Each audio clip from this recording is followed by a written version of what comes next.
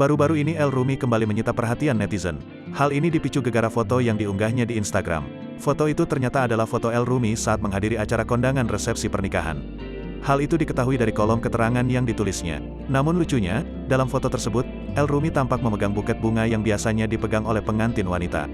Ya, siapa sangka, ternyata El Rumi menjadi sosok yang beruntung hari itu karena berhasil mendapat buket bunga yang biasa dilempar pengantin wanita saat acara resepsi.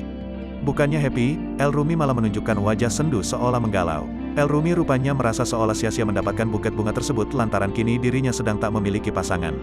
Dapat lemparan bunga di nikahan kalau gak ada pasangannya buat apa, tulis El Rumi setelahnya. Postingan El Rumi pun langsung menuai respon dari netizen, bahkan sesama artis hingga ibunya sendiri.